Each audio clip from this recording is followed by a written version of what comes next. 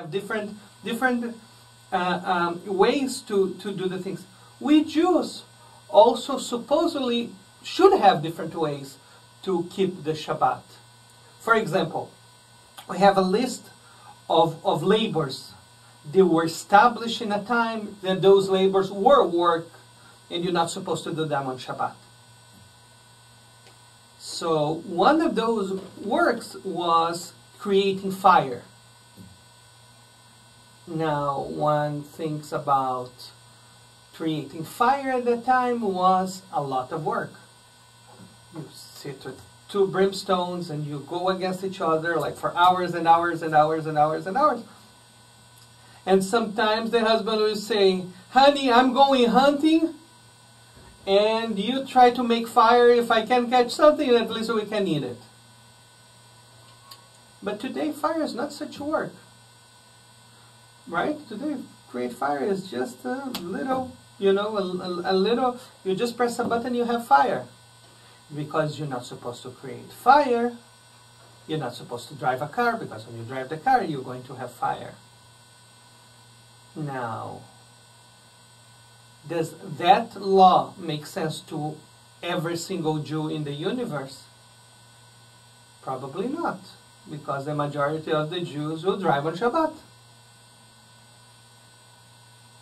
It's interesting because many people don't talk about this, but in the very Jewish tradition that says that you should do that, it says that rabbis should not be able to enforce laws that the majority of the Jews cannot obey. I bet lots of people never heard of this law. You know, but the rabbis cannot make laws that the Jews cannot follow.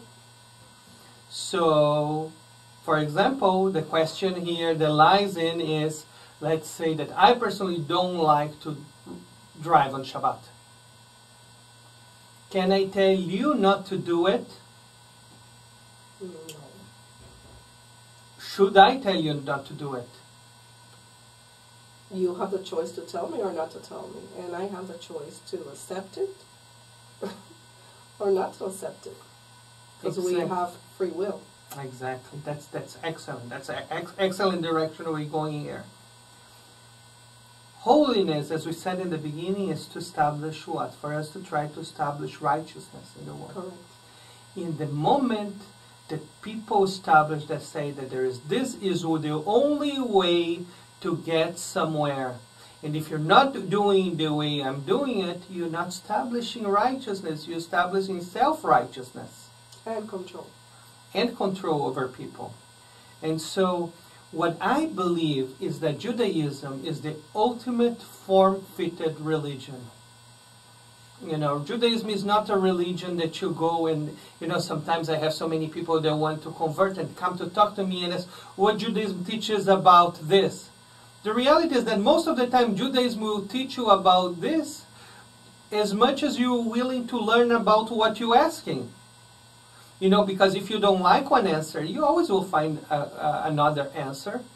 But the people that come and say, no, I own the truth, I have the righteousness, those people in reality, either they don't live in the real world, or they can't understand what the Torah is all about. And also in the Torah it says that you're not supposed to add or remove from the Torah. It's written right there, right? You're not supposed to add or remove. But there are lots of things there that were added, and one should wonder why. One should wonder why. Now, I'm going to ask Leah to talk a little about our Torah portion, to share with us some little tidbits of her wisdom. Well, first of all, we're talking about the holy part that we already touched base with that. Also in this week's portion, it talks about loving thy neighbor somewhere in there. And that's a very strong point. And why is it mentioned in the Torah? It's not just about the concept of the story behind it, but what it really means is that really God created all of us. And why did he do that? He gave us everything. He has given us everything. And we have the choice to do what is right and what is wrong in life. So loving thy neighbor, what does love thy neighbor mean? It means, really to me, it means that I should love someone just like I love myself. Now a lot of people will say, no, I don't love myself, but you know what? That is not true. Everybody loves themselves somehow, because if not, if someone would come and shout at you and you get angry, why do you get angry? Because you love yourself. Because if you really didn't care about it, if you didn't love yourself, you wouldn't react to that screaming of the other person. So my point is here is that one of the biggest things that there is to look at everyone, how you see yourself. And the day that we accomplish that, I believe that we will go to the point where there will actually be peace somewhere. I'm not saying it's gonna, everybody's gonna do that, but one by one, seeing each other as we see ourselves is a big step. And I believe that's one of the main concepts of the Torah portion that speaks about it. It speaks about being holy and who's holy, and that God said, I am holy, and how can we even compare ourselves to God, in that sense, because God is infinite. It's ultimate power. So it talks about that, and it also talks about loving yourself. So it means truly that, we should get into a level where we can see everyone as we see ourselves. And that's an excellent point. It reminds me of the story of in World War II. The Nazis were killing Jews. Killed 6 million Jews. How were they able to kill the Jews? Because they could see no humanity in the Jews. They could dehumanize Jews. Therefore, it was very easy to kill us. Now, you see over and over again, sometimes an airplane is kidnapped by Muslims. The Muslims go and they kill the Christians, they kill the Jews, but they could not kill the other Muslims. Why? Because they identify with them. They can't just go kill them. In World War II, we have this very interesting story that the Japanese, from all people, they were allies of the Germans. They saved a couple Jews. They saved a couple thousand Jews.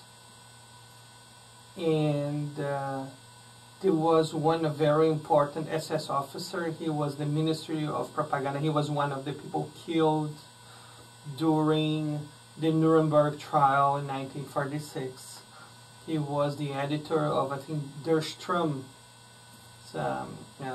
newspaper, big propaganda newspaper there. He wrote the Emperor of Japan. He said, you have to understand that we're in a war. I want you to return to us those Jews so we can kill them. Say, you're not going to kill them. We're protecting them. They could not identify with the concept of killing the Jews because the Jews were not something that they have dehumanized. So he wrote another letter and said, those people are very dangerous, those Jews. They will take care of all your banks. They will take away all your banks. In 5 years, they would be owning all your banks there in your country if you let them in. And the emperor said, oh, so let's bring some more. And he brought 9,000 Jews more. So, but what is interesting about this